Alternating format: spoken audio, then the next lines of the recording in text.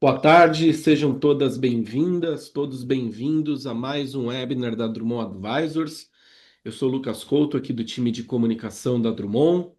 Hoje tenho o prazer de abrir um webinar especial sobre a reforma tributária no Brasil, entendendo as principais mudanças da EC 132 de 2023. Ao meu lado aqui eu tenho Alan Bestoldi, gerente contábil da Drummond, Romário Souza, supervisor fiscal da Drummond, e Daniele Killian, analista fiscal da Drummond Advisors, além, é claro, da Regina Fernandes, intérprete de Libras, que nos ajuda a transformar o conteúdo da Drummond Advisors em um conteúdo mais acessível. Quero agradecer a todo mundo que se inscreve neste webinar e que nos acompanha aqui ao vivo. Este webinar é feito para vocês e por vocês também. Então, sintam-se à vontade através do Q&A de enviarem perguntas para os nossos speakers. Rapidamente aqui eu quero falar um pouquinho sobre a Drummond Advisors.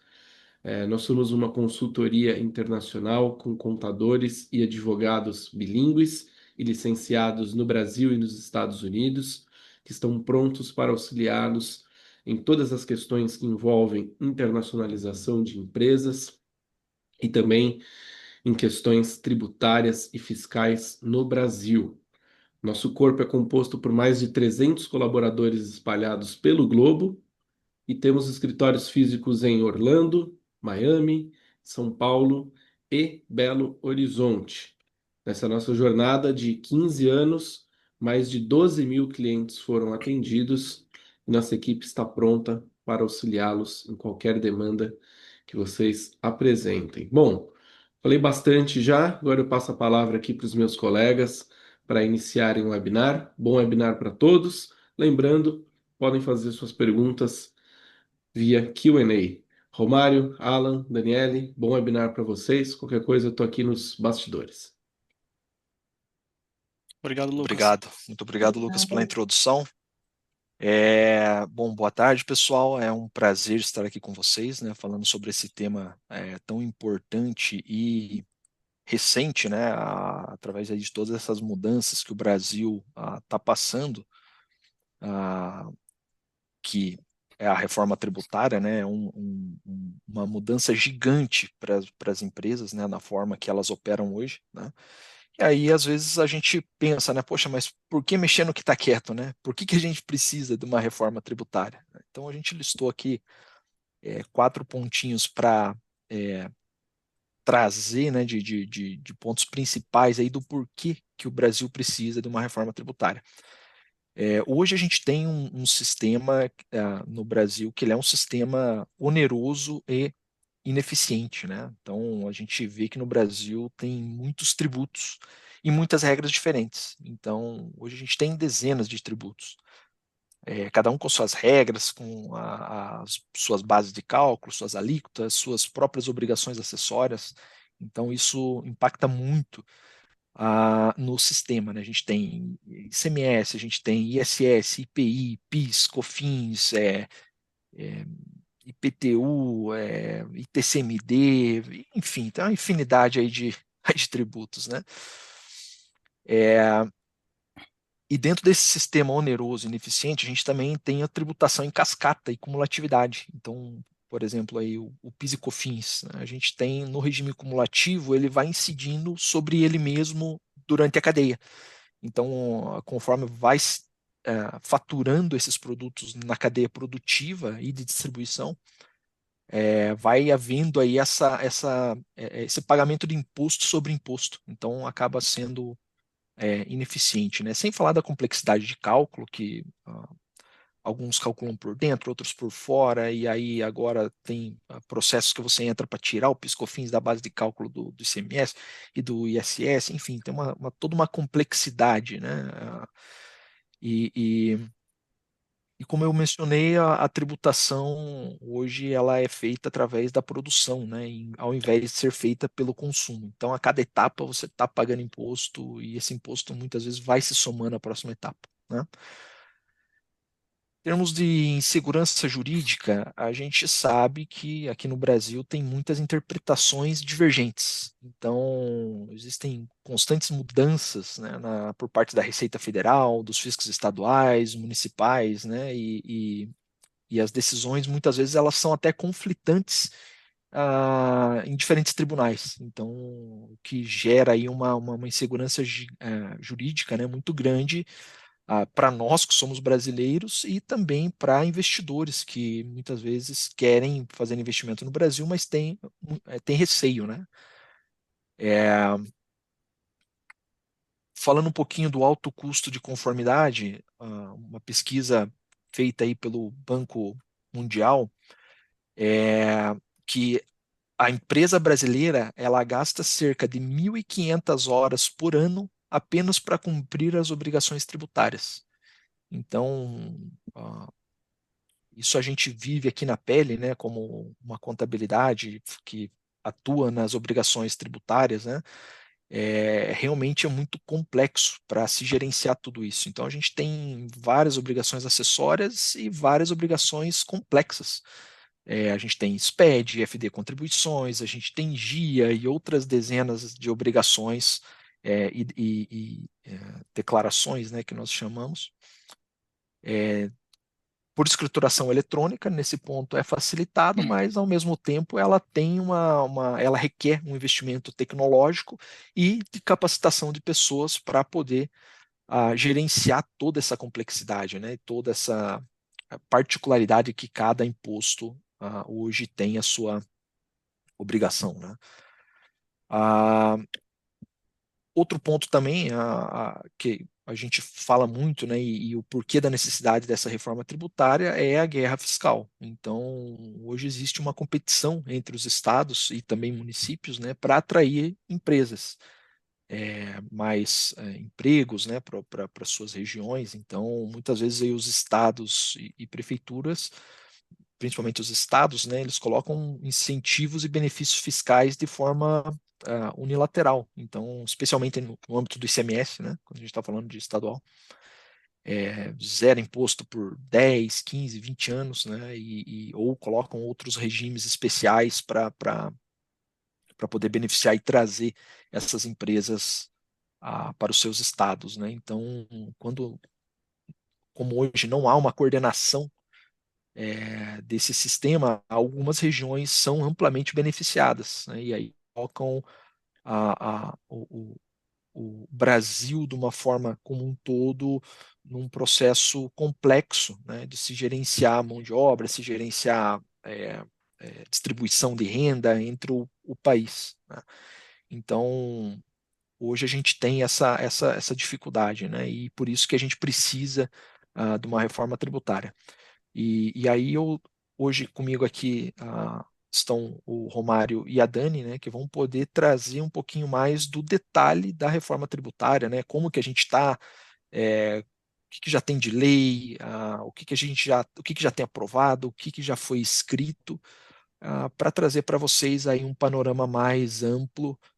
Obviamente a gente não vai conseguir passar de forma detalhada por tudo, porque é muito conteúdo para uma hora só, então a gente vai se policiar aqui até para ser rápido e não extrapolar muito o tempo. E aí eu vou convidar aqui agora o Romário para trazer alguns insights e começar aí dizendo para a gente o que, que já foi aprovado até agora. Romário, por favor. Obrigado, Alan. Boa tarde, pessoal. Meu nome é Romário, trabalho na Drummond aqui já desde 2021, né? E venho acompanhando aí a reforma tributária já há um tempinho, né? Tudo recente, mas já, se a gente for pensar desde quando a lei foi promulgada, né? Já desde quando foi startado ali o processo da reforma tributária, ela começou em 2023 com a emenda constitucional, né? A 132 de 2023. Depois disso, foi criado dois projetos de lei, né, que é o PLP 68 e o PLP 108. Basicamente, o PLP 68 ele veio para criar e regulamentar o IBS e o CBS.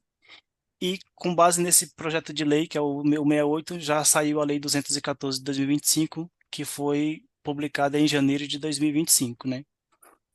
E a gente está em um projeto de lei 108, que ele é o projeto de lei que traz vai ser determinar o comitê gestor, que é o que vai regrar o IBS, né, que é um imposto teoricamente ali que vai substituir o imposto municipal e o estadual. Aí eu vou detalhar mais na frente, né, esses pontos aí de quem vai substituir quem.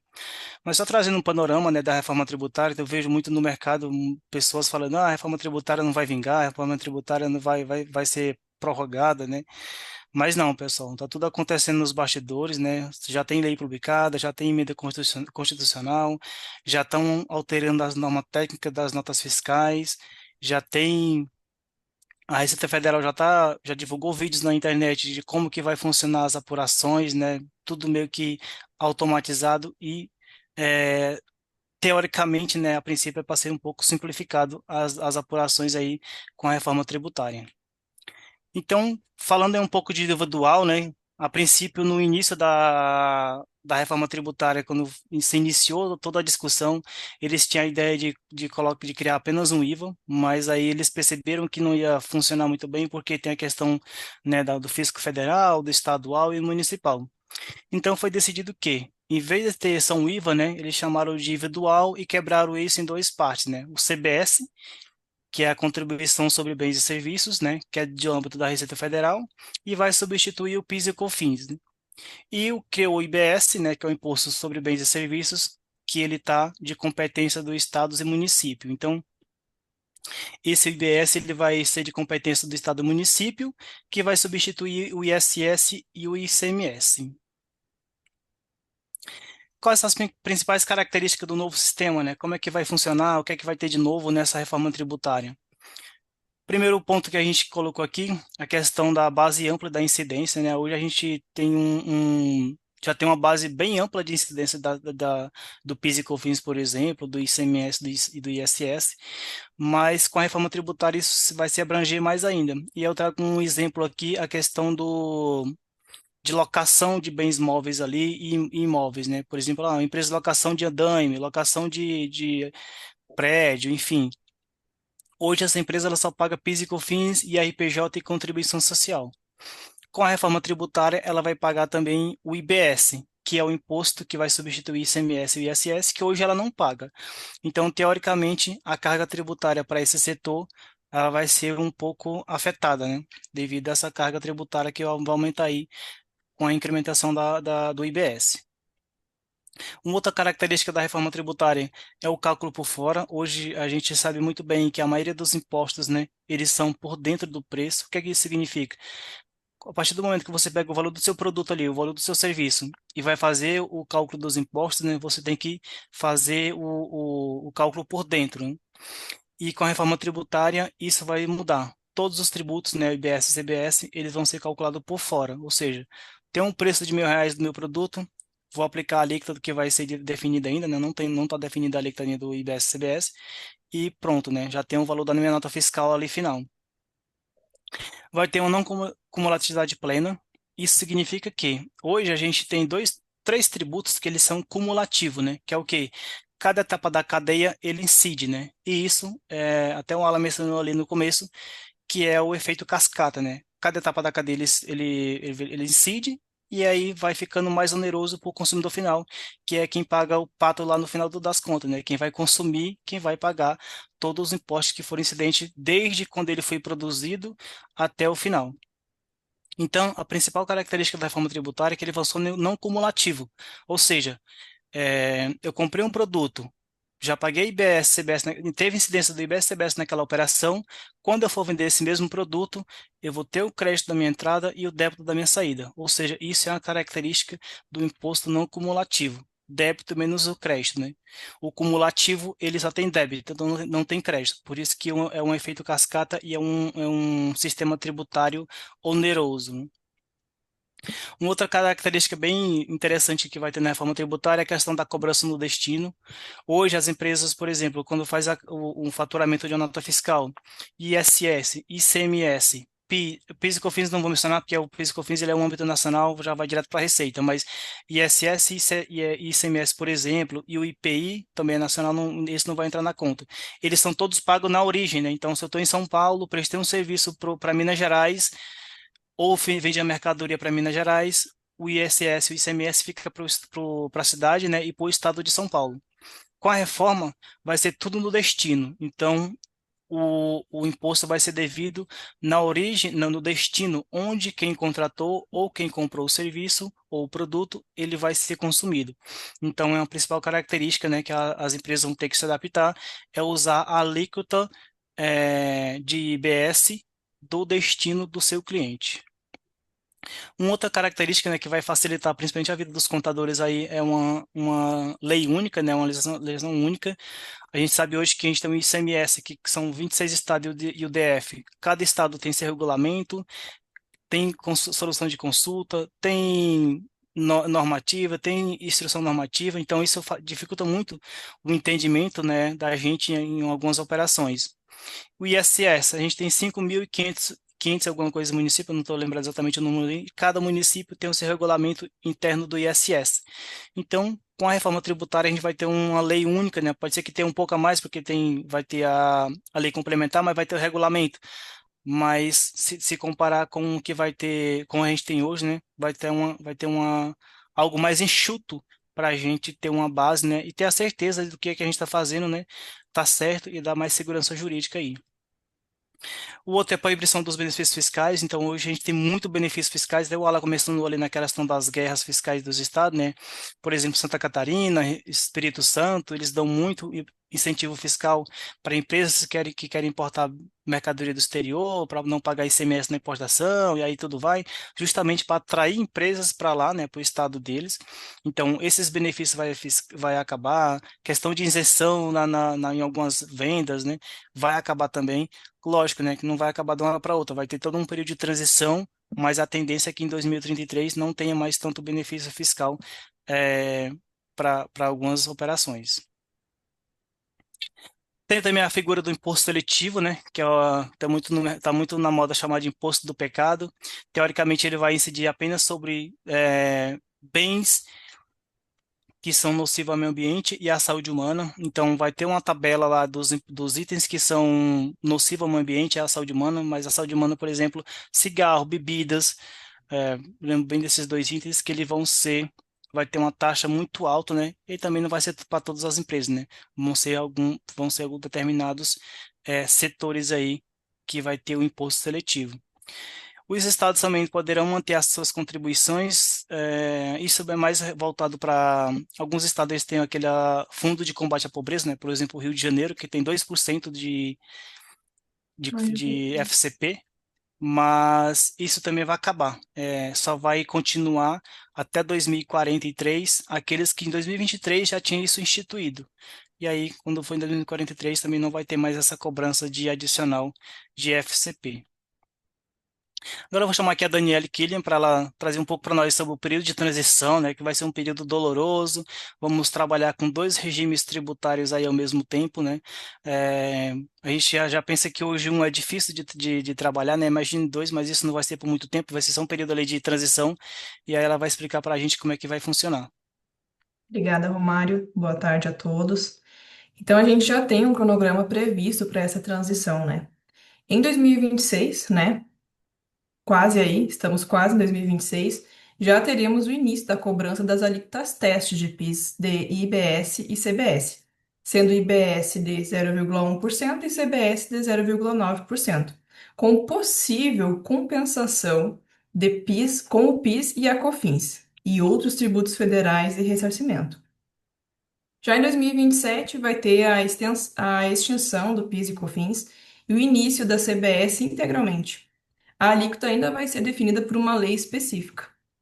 E o IBS continua com o teste de 0,1% e inicia o IS, o imposto seletivo, né? Que o Romário agora no último slide ele trouxe para a gente um pouco sobre. O IPI ele vai ter as alíquotas reduzidas a zero, exceto para produtos que tenham industrialização na Zona Franca de Manaus. Em 2028, a gente vai manter os mesmos padrões já de 2027. De 2029 a 2032, vai existir uma alíquota de referência para o IBS. Então, o que vai começar a acontecer? O ICMS e o ISS, eles definidos, né, com as suas respectivas legislações estaduais e municipais, vão passar a ter gradativamente uma redução de 10% a cada ano. E o IBS vai aumentar 10%, ficando em 2029 o ICMS e o ISS com uma redução de 10%, e IBS 10%. Então, um vai diminuir e o outro vai aumentar. Então, isso vai ser 2030, 20%, 2031, 30%, 2032, 40%. E é importante também a gente ressaltar que o IBS ele ainda pode ser ajustado por meio nesse meio tempo, ele pode ser ajustado ainda para que não tenha perca de receita por parte do estado e do municípios, né? Porque eles provavelmente vão mexer em alguma coisa ainda que vai ser definida por lei para que não tenha essa perda, né? E aí sim, lá em 2033, vai ter a total extinção do ICMS e ISS. E o IBS, ele vai entrar aí 100%. Perfeito, Dani. Obrigado pela sua contribuição. E aqui um ponto, pessoal, importante, né? Que, por exemplo, a empresa que tem um contrato de a longo prazo aí de um serviço que ela vai prestar ou de um fornecimento de um produto, né? Então, a cada ano, ela vai ter que analisar os seus contratos, né? Para fazer algum tipo de ajuste, alguma cláusula ali do valor. Porque imagina que cada ano diminui 10 e cada de um e aumenta 10 de outro. Então, teoricamente, a gente vai ter que fazer alguns estudos aí dos contratos de venda, de prestação de serviço, justamente para analisar essas variáveis aí que vai acontecer ao longo desses anos que a gente mencionou aqui. Beleza. Indo para o próximo item, a gente vai falar um pouco do Simples Nacional. O Simples Nacional, a gente vê muito no foi vendido muita tese, né, durante as discussões lá no Planalto, na Câmara dos Deputados, que não ia ser impactado o Simples Nacional. Mas se a gente for analisar ao pé da letra, ele vai ser diretamente impactado. Por quê? Hoje, as empresas do Simples Nacional, quando ela presta um serviço ou ela vende um produto para uma empresa do lucro real, por exemplo, e essa empresa do lucro real vai se creditar do valor que ela paga sobre a receita dela, ou seja, 9,25%. Contudo, na apuração dela do Simples Nacional, quando ela vende ou presta um serviço, ela não paga essa alíquota, né? Ela paga um valor bem menor ali, vamos dizer, somando os dois, 3% no máximo. E quando chegar a reforma tributária, o Simples Nacional, as empresas que continuarem no Simples e optarem por recolher por dentro, eles vão permitir o crédito apenas desse percentual que ela paga de acordo com a tabela que ela esteja enquadrada. Ou seja, não vai ser mais permitido a empresa que está comprando dela ou tomando o serviço se creditar da alíquota que ela paga sobre a receita. Então, isso é uma análise muito bem, tem que ser bem feita para ver se os seus fornecedores que são do Simples Nacional vai valer a pena você comprar do Simples ou comprar de uma empresa do regime regular, né? Que no IBS CBS a gente tem essa característica, não vai ter mais lucro presumido, PIS e COFINS cumulativo, lucro real não cumulativo. Não vai ter isso. Vai ser o regime regular. Ou seja, paga esses clientes, né, contribuintes que estejam no regime regular, eles vão pagar a alíquota cheia. Então, esse é um ponto importante que as empresas precisam ficar de olho, atento aí nos seus fornecedores. Contudo, o fisco deixou em aberto que as empresas do Simples Nacional elas poderão se manter no Simples e fazer o recolhimento do IBS-CBS por fora, como no regime regular. Contudo, isso, né, teoricamente, o preço dela vai ficar mais caro. Então, isso é toda uma análise que tem que ser feita com base na receita, com base no seu faturamento, com base nos seus clientes, né? Então, esse é um ponto muito importante que eu diria com relação ao Simples Nacional. Então, eu coloquei mais um ponto aqui, né? Aproveitamento do crédito para o destinatário conforme o regime da empresa, né? Ou seja, conforme o valor que foi pago na etapa anterior. Então, isso é muito bem pontuado, porque de repente vale mais a pena você comprar de uma empresa do regime regular do que do Simples Nacional, devido ao valor do crédito que ela vai te proporcionar. Algumas definições legais aqui, né? Pegando o artigo 3º ali da Lei Complementar 214, a gente tem o que é que vai incidir, quais são as operações que vai incidir ali o IBS-CBS? Bens móveis, imóveis, materiais, imateriais ou direitos. Os serviços, a lei foi bem aberta, né? É tão tal que está até sendo um pouco criticado, porque o que eles classificaram, o que é serviço? Eles falaram, está bem explícito na lei, tudo que não é bem. Então, tudo que não é bem, eles classificam que é serviço. Ou seja, justamente para abranger e não deixar nenhuma dúvida quanto à tributação em alguma operação. Justamente, a empresa, minha operação é X, eu vou tributar? Meu caro, tá aqui. A lei está bem nítida que não tem nada que não seja tributado, né? O que é que classifica, né, o fato gerador ali, o fornecimento, né? O que é esse fornecimento? É a entrega ou disponibilização do bem, seja ele material ou imaterial. E também a questão da prestação de serviço, né? Ou a disponibilização. Ou seja, você disponibilizou o bem ou o serviço, já é fato gerador para o IBS e para a CBS. Um ponto importante, né, que eu até comentei ali, lá nas principais características, que o imposto vai ser devido por destino. Então, eu estou em São Paulo, estou vendendo a mercadoria para Minas Gerais, eu vou usar a alíquota do estado de Minas, né? Porque a alíquota ela vai ser dividida. Então, o IBS ele é de competência do estado e do município. Então, vamos supor que tenha 10% do estado e 5% do município, juntando 15%. Então, sempre tem que analisar a alíquota do IBS do destino. CBS vai ser uma alíquota nacional. E aí já adentrando aqui num ponto, né, que os estados vai ter uma alíquota referência do IBS, uma alíquota nacional, referência nacional, e os estados e municípios poderão seguir essa alíquota ou não. Ou eles podem também falar assim, não, essa alíquota está muito baixa para mim, eu vou aumentar. Então ele vai publicar lá uma lei ou um regulamento falando, ó, a alíquota no estado de São Paulo não vai seguir a regra geral, vai ser 20%, por exemplo. E aí, só que esses 20% vai ser para tudo, não é para um produto específico, vai ser para o pro produto, vai ser para o serviço e pelo aí vai. Então, pelo menos tem essa regra, né, que você tem que aplicar para todos dentro do estado. Conceito de fornecedor, então, é pessoa jurídica ou física, né, que desde que forneça mercadoria ou serviço. O adquirente é quem paga ou assume a obrigação do fornecimento, né, inclusive por conta de terceiros, e o destinatário é aquele que efetivamente recebe o bem ou serviço, né? Por que que tem essas figuras? Porque, por exemplo, eu posso estar em São Paulo, comprar um presente e pedir para entregar lá na casa da Dani, por exemplo, no Rio Grande do Sul, na casa do Alan, no Paraná. Então, quem for o fornecedor, ele não vai usar a alíquota minha, que eu estou em São Paulo, ele vai usar a alíquota lá da cidade da Dani, do estado da Dani, ou da cidade ou do estado do Alan. Então, isso é bem claro, né? Por isso que tem essa característica e conceito desses três carinhos aí. Próximo ponto, né? As hipóteses de incidência, né? Então, teoricamente incide ali sobre operações onerosas, né? Então, o tributo ele foi criado teoricamente para tá havendo um ganho ali, uma operação onerosa, né? Que alguém está vendendo e está ganhando dinheiro, está incidindo no tributo, né? Se o tributo é bom, ele não, mas tem a incidência do tributo. Então, operações onerosas com bens ou serviços, né, então, compra, locação, licenciamento, prestação e pela aí vai. Então, todo esse tem N, né, mais itens aí que poderia colocar, mas coloquei os principais. Fornecimento não oneroso, né, ou abaixo do valor de mercado. Então, eu falo assim, estou vendendo um produto, mas eu não tô ganhando nada, estou vendendo pelo preço de custo. Não tem problema, vai tributar também.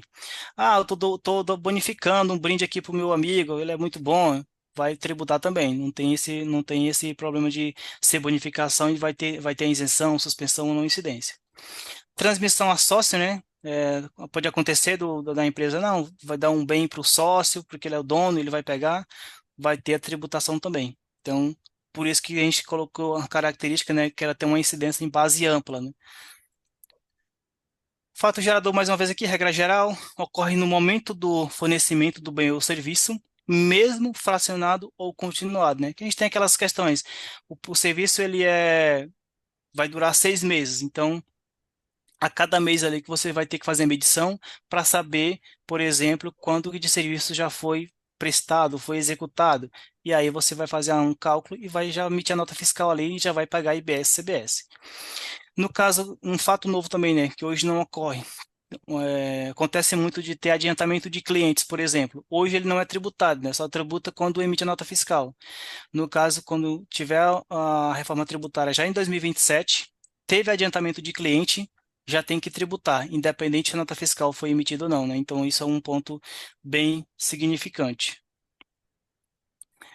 Próximo item Aqui é o local da operação, né? A gente comentou ali, que é tá lá no artigo 11, os serviços físicos, né?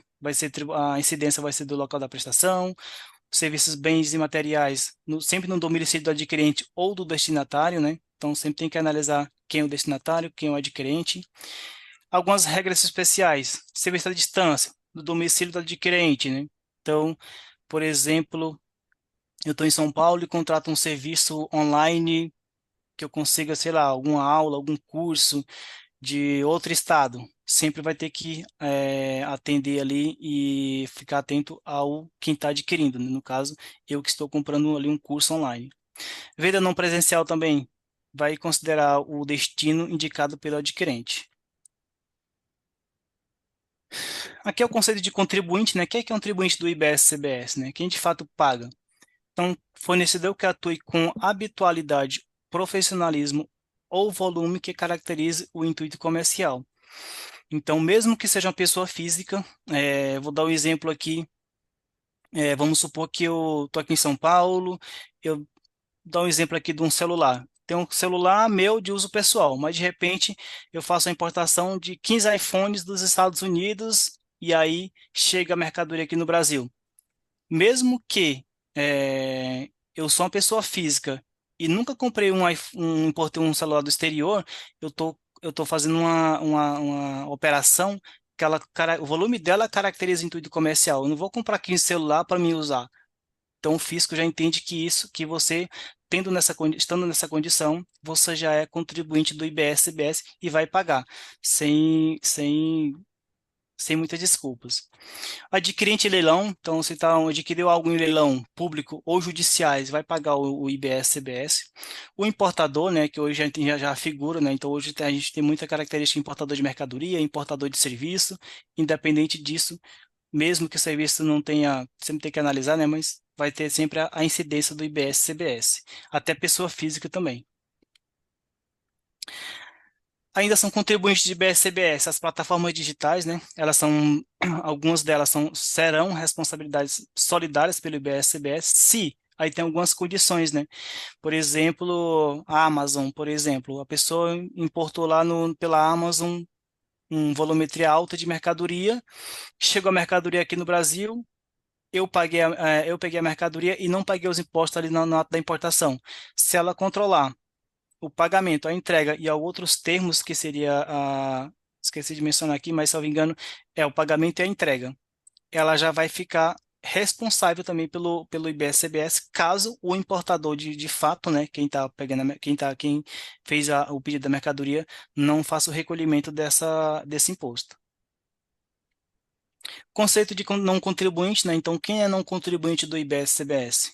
Condomínios, sociedade em conta participação, nanoempreendedor, né?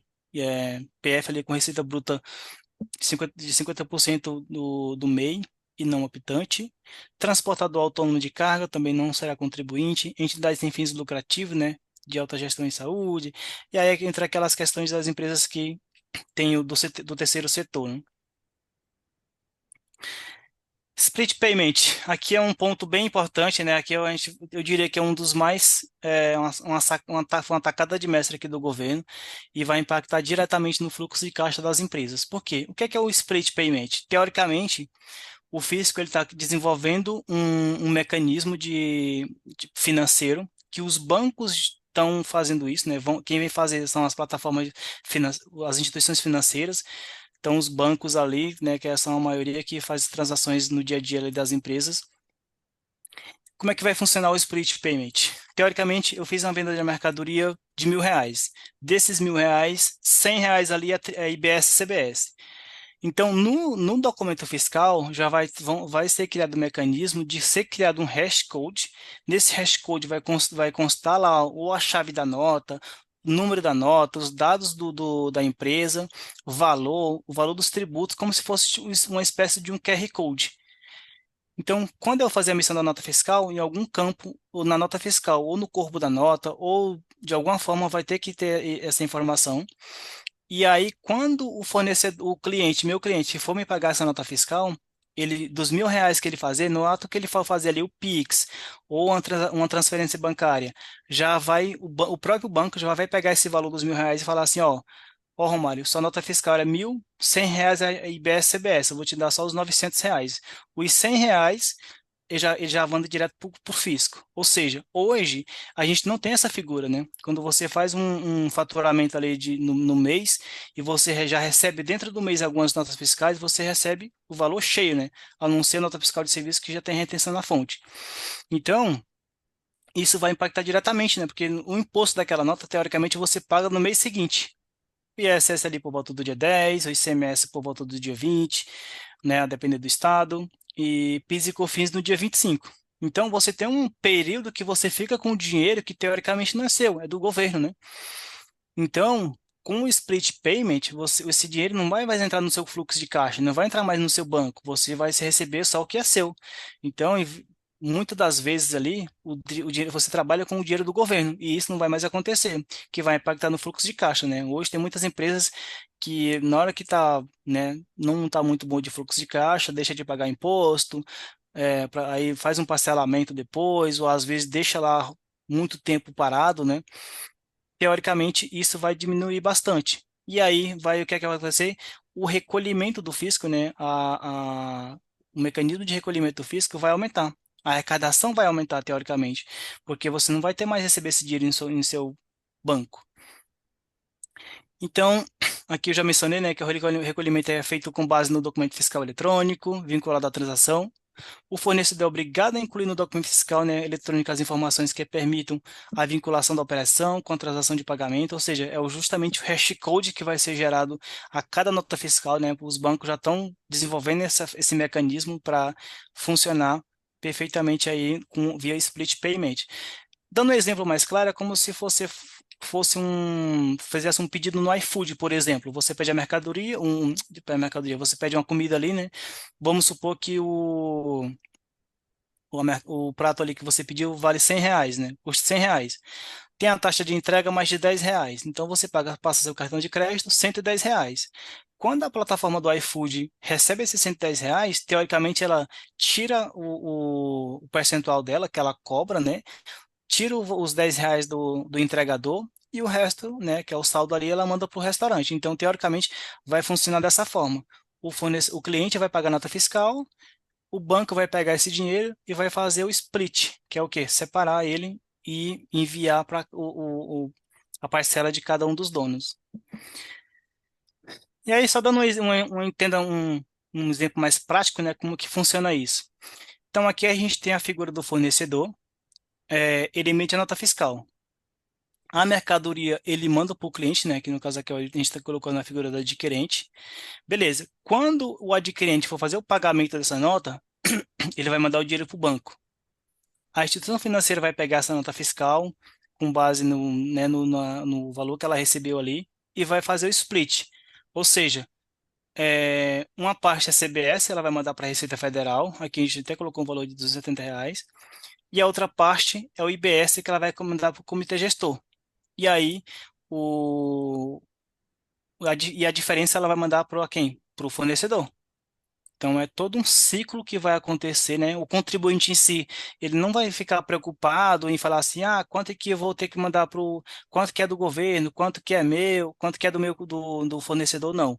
O banco já vai ter o mecanismo com base no hash code da nota fiscal ali, da operação financeira, e vai fazer todo o processo de desmembramento ali e enviar os valores. Aqui eu só trouxe um exemplo, né, de uma cadeia econômica perfeita, que é o que teoricamente o que vai funcionar na reforma tributária, que é o imposto não cumulativo, né? A gente não vai ter mais imposto cumulativo, que é o imposto, hoje a gente tem o ISS e o PIS e COFINS do lucro presumido. Então vamos supor que a indústria aqui, né, eu não considerei os insumos da matéria-prima que ela comprou, já fui direto para o débito, mas vamos supor que a primeira cadeia aqui é a indústria, ela tem uma operação de R$ 2.000.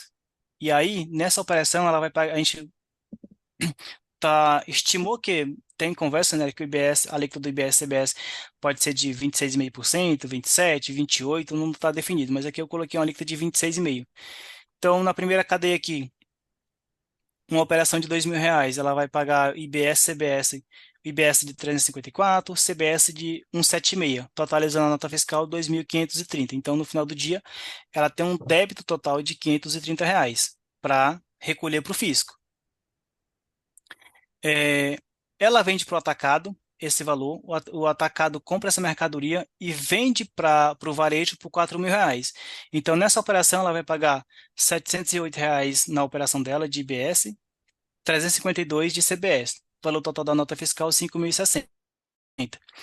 Só que, desses 1.060, que é o total do meu IBS-CBS, eu vou descontar o que foi pago na etapa anterior, que é os 530. Então, no final do dia, eu agreguei R$ 2.000 aqui, só vou pagar R$ 530. Não vou pagar sobre o valor cheio da operação, porque justamente isso é uma característica principal da reforma tributária, que é a não cumulatividade. Quando o varejo compra essa mercadoria e vende para o consumidor final, né, então aqui ela comprou essa mercadoria por 4, está vendendo por 6.000.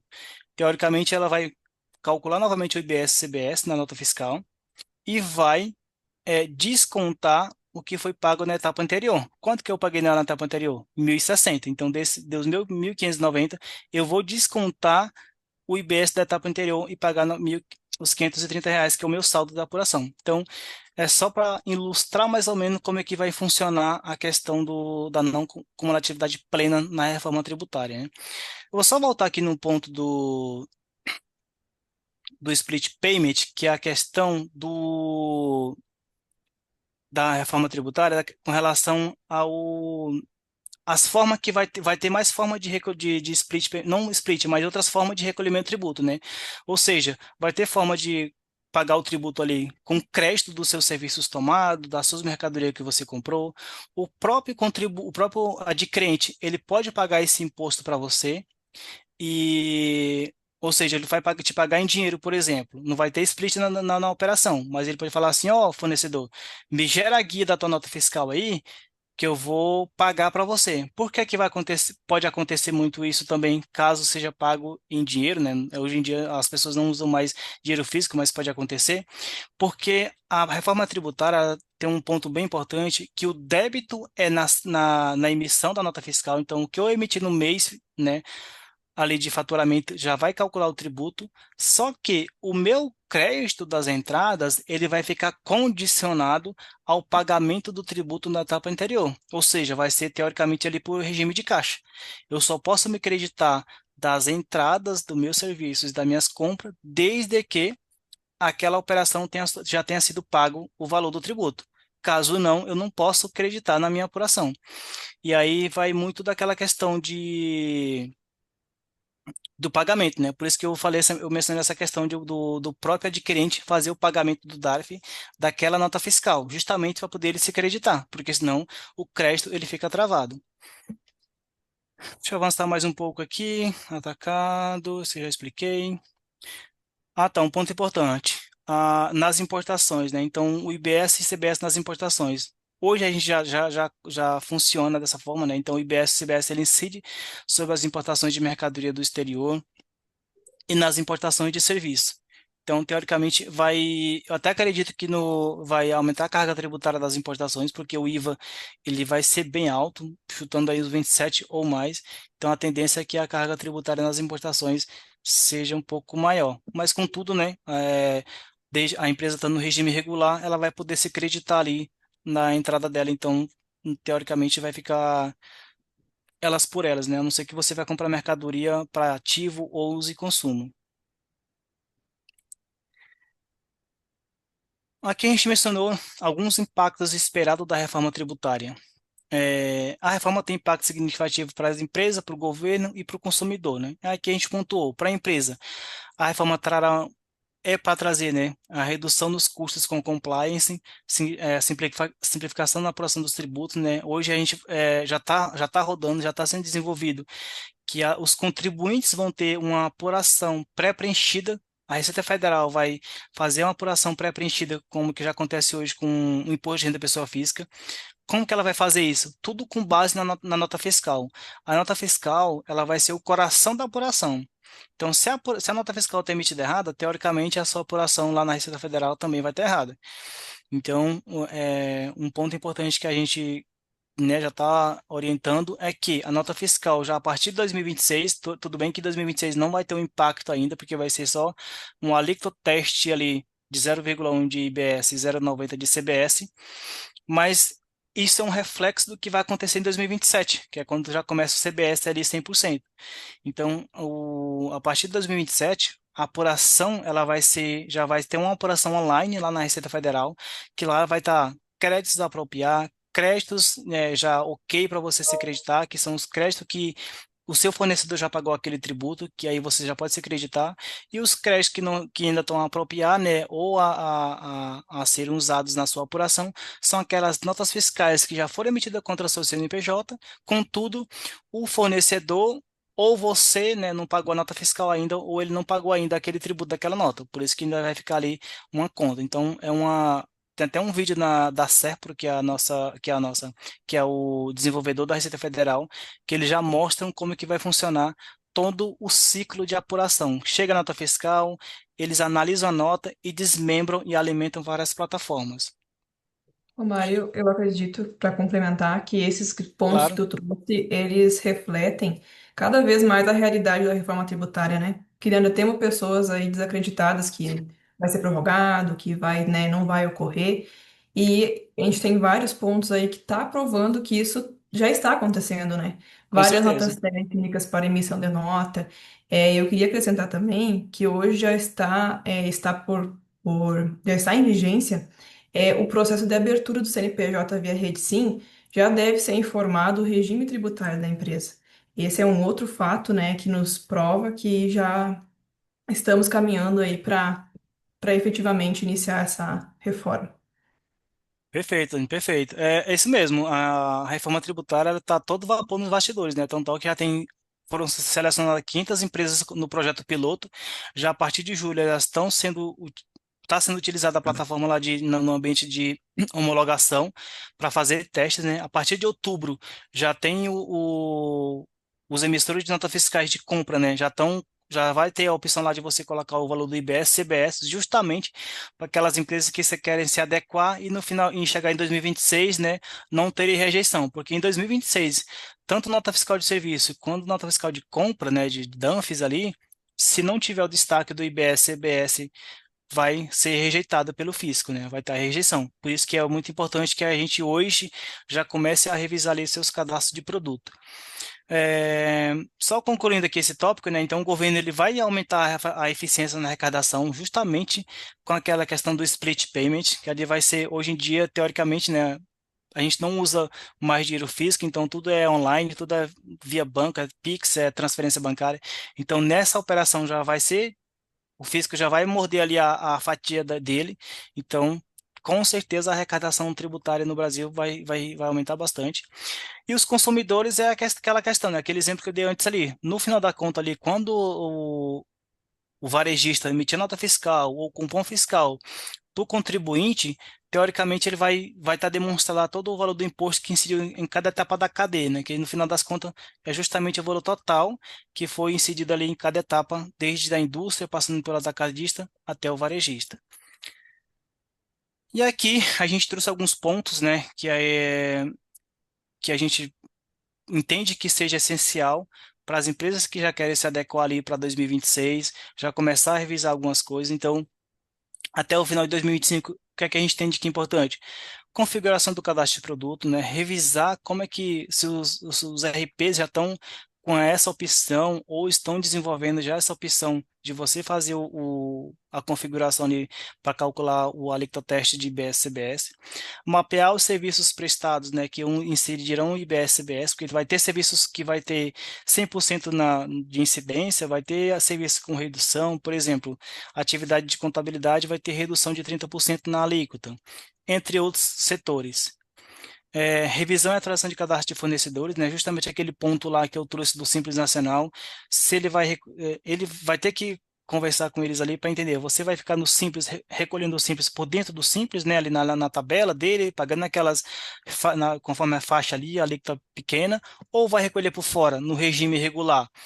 e aí vai depender, né? Então, essa revisão e atualização do cadastro de fornecedores é muito importante também. Classificar quais são os produtos que são tributados pelo IBS, CBS e o imposto seletivo, justamente já para ir fazendo todo um trabalho de atualização de cadastro de produto.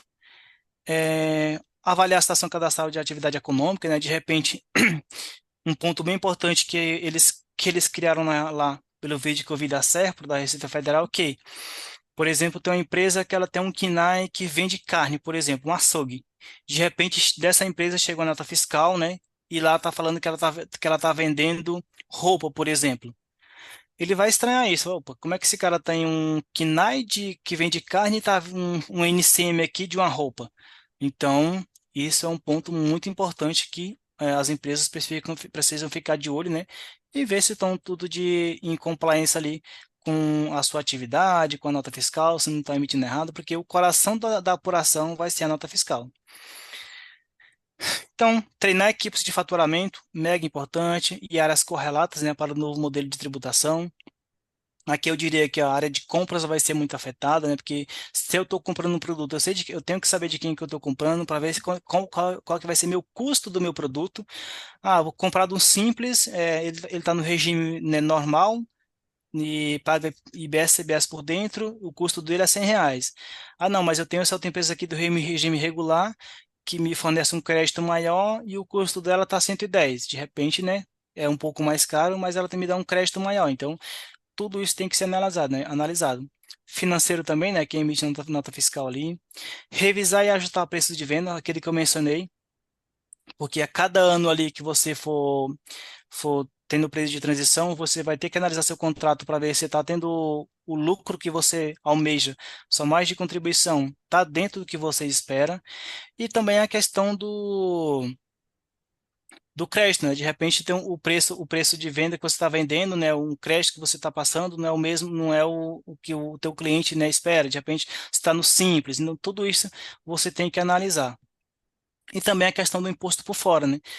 Hoje você vende um produto você embute, né? Se você for um prestador de serviço, ISS, PIS e COFINS por dentro. Se você é uma empresa que faz vendas, você embute o ICMS, o PIS e a COFINS. Quando chegar com a reforma, vai ser o imposto por fora. Então, de repente, o seu preço ele pode ficar mais caro ou mais barato, né? A depender, tem que fazer uma análise aí. E implementar novos protocolos, né, internos para emissão de nota fiscal e controle de crédito, né? Então, tudo isso justamente para você ficar ali em compliance com o fisco, né? Que hoje em dia. E um ponto importante também, né? Até um ponto que eu acho que foi o Alan que comentou, a questão da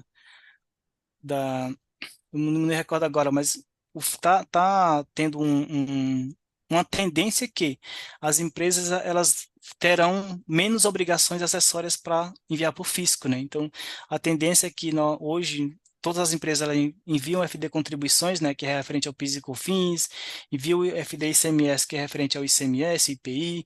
Então, teoricamente, não tem nada divulgado ainda, mas a tendência é que as obrigações acessórias elas sejam extintas, né? Porque o fisco já tem tudo o que ele quer, que é o quê? A nota fiscal. A nota fiscal tem tudo o que ele quer ali para ele analisar se a operação tá certa, não tá certo, e pelo aí vai. E aqui tá nossos contatos, né? Os speakers aqui do nosso webinar, o Alabactouch, é, eu mesmo, tá aqui meu contato, né? E a Daniele também, que está aqui no nosso webinar. Fala, quer falar alguma coisa? Quer acrescentar algum ponto aí? O que é que você nos diz aí? Tem alguma pergunta? Como é que tá nossas perguntas aí no chat? Perfeito, obrigado, Romário, pela aula aí, né, da reforma, né, assim, uma aula, de certa forma, bem, ah, se assim a gente pode falar, ela é um tanto quanto introdutória, né, assim, é só para a gente Sim, sim. nivelar, né, o pessoal aqui, mas, assim, tem muito conteúdo, muito detalhe, tá? Que a gente poupou aqui vocês desses mínimos detalhes, né? E aí, obviamente, se surgirem perguntas, questões, vocês podem nos procurar. Tem os nossos contatos aqui. A gente vai mandar um e-mail depois para todo mundo que se inscreveu no webinar, com esse convite a assistir o webinar que ficou gravado, né? A gente vai postar ele, subir ele no YouTube. E agora eu vou abrir aqui para as perguntas. Então eu vou Deixa eu pegar aqui algumas perguntinhas para a gente responder até o final do horário. E eu vou começar aqui com a. Vamos lá. Vai ter desconto de alíquota conforme a atividade da empresa? Por exemplo, médicos, arquitetos, etc. Tem algumas atividades, sim, que elas vão ter redução na alíquota do IBS e CBS. Uhum. Alguns setores, setor de hospitais tem, por exemplo, transporte público, mas médico em específico eu não me recordo agora, mas tem algumas atividades que vão ter desconto na redução. Vai ter redução de 30% e de 60% na alíquota do IBS e CBS. Então, provavelmente, nos médicos ali, né, como o médico é uma profissão regulamentada, né, como contabilista, por exemplo, creio eu que ele esteja encaixado ali na redução de 30%. Uhum. Eu Além da acredito que isenção médico. e Desculpa, pode possibilidade falar. de alíquota zero, né? Além de Exatamente. 30%, 60%, isenção e alíquota zero, dependendo do serviço ou produto. Perfeito. Serviços profissionais, então, terão redução, tá? A gente só não tem aqui exatamente a listinha para Cravada, poder exatamente. cravar se médico entra no 60%, que é o da saúde, tá? Aí pode ser que sim, Exatamente. que o médico, por estar relacionado à saúde, a saúde tem uma redução 60%. Ou se ele vai se encaixar nos serviços profissionais como arquitetos, né, que também foi perguntado, que aí tem também uma redução e é de 30%. Perfeito. É, deixa eu pegar aqui mais uma perguntinha para gente. Ah, quais são os principais ajustes que minha empresa precisa fazer até o fim de 2025 para estar em conformidade com a nova legislação? Nesse caso, a empresa precisa fazer o quê? Revisar seu cadastro de produtos, né?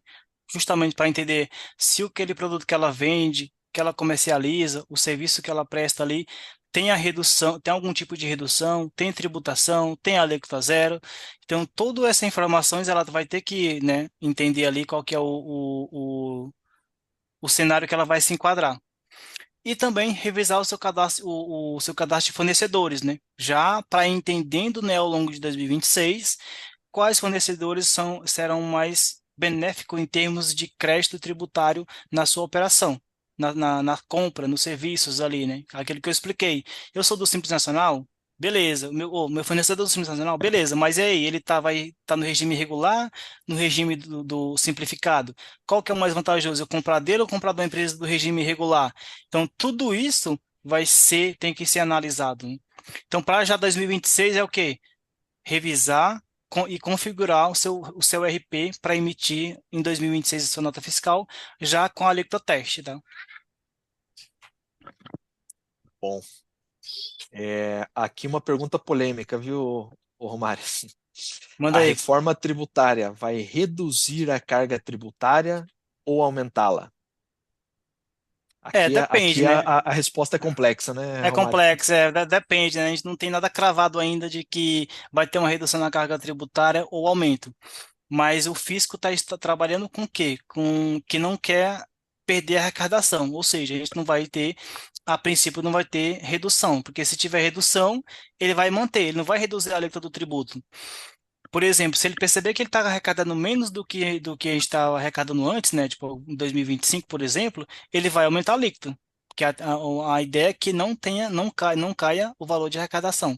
Então, a gente não tem ainda, não foi divulgada ainda a alíquota, né? A alíquota do IVA, para a gente cravar ali, para fazer um estudo, fazer uma análise, né? Sempre tem que fazer análise ali da empresa, como que era a operação dela antes, com a reforma tributária e analisar qual que vai ser o impacto, se vai ter um aumento de carga tributária ou redução. Isso é bem atípico, né? É bem peculiar de cada empresa.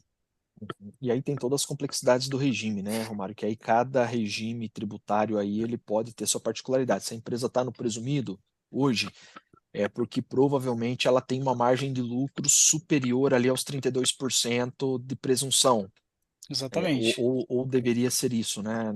A regra geral.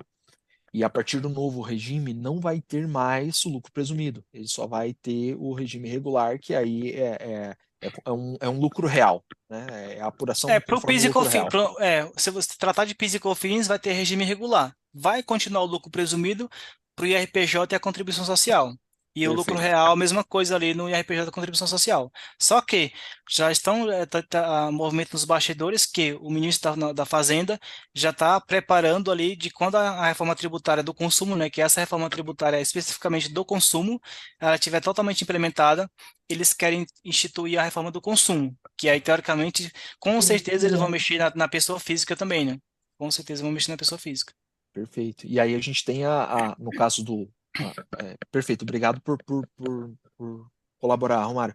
Não é que não vai mais existir o lucro presumido, mas vai deixar de existir a cumulatividade do PIS e COFINS. Exatamente. Perfeito. Então, com isso, você já não vai mais poder tomar certos créditos na entrada. E aí vai ser tudo apurado na não cumulatividade, que é como é feito no lucro real. Então, por isso que é complexo você dizer se vai aumentar a carga tributária ou diminuir. Precisa ser feita realmente uma análise aí mais apurada para poder chegar a, Perfeito. nessa, Exatamente. nessa, nessa conta final, né? Essa Exatamente. verificar a atividade fim da empresa, né? Bem como os produtos, os tipos de serviço. Eu acho que é uma análise bem detalhada para poder, no fim, a gente conseguir dizer se vai ter um aumento ou uma diminuição da carga tributária. Isso. E Perfeito. aí a não cumulatividade plena, né, que está sendo bem falada na reforma tributária, ela vai permitir crédito praticamente de tudo que a empresa comprar e tomar serviço. Eu vou dar um exemplo hoje. Algum cliente da gente, né, hoje eles têm nosso serviço, a gente todo mês emite a nota fiscal, ele mesmo tendo no lucro real, ele não toma crédito de nota fiscal da Drummond. Ou do advogado dele, né, que assessaram ele ali no dia a dia. Com a reforma tributária, tudo isso vai ter crédito de PIS, vai ter crédito de IBS, CBS para ele. Nota da contabilidade, nota do advogado, o café que é comprado ali para o escritório, produtos de limpeza, tudo isso vai dar crédito para ela nas entradas, né? Então, assim, apesar que eles criaram uma base ampla de tributação, também tem uma base ampla para créditos, né? Justamente, não vai ter crédito em algumas situações, tipo compra de joia, e quadros, essas coisas. É bem específico, né? Que não tem crédito. Mas, no geral, tudo vai ter crédito de IBS e CBS, né? Eu tô com PIS/COFINS na cabeça porque a gente trabalha com PIS/COFINS. Mas é IBS e CBS. Justamente. E Perfeito. faz sentido, né? Porque se a incidência ela é maior abrangente, e hoje a gente tem uma incidência abrangente no PIS, na COFINS, no ICMS, no ISS, mas a permissão do crédito ela é um pouco menor, né?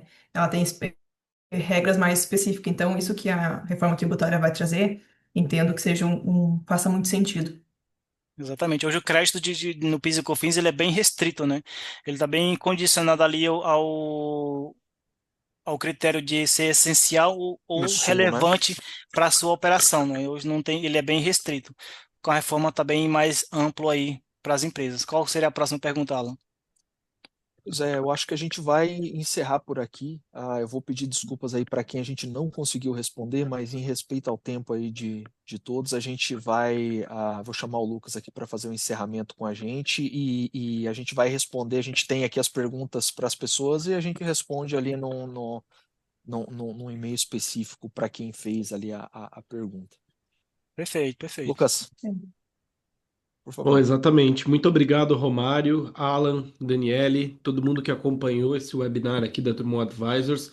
Lembrando, como o próprio Alan comentou, né, é um primeiro contato que a gente está tendo aqui com o conteúdo da reforma tributária. Então, eu faço convite para todos seguirem as páginas da Drummond Advisors, @Drummond Advisors, tanto no Instagram, quanto no LinkedIn, quanto no YouTube.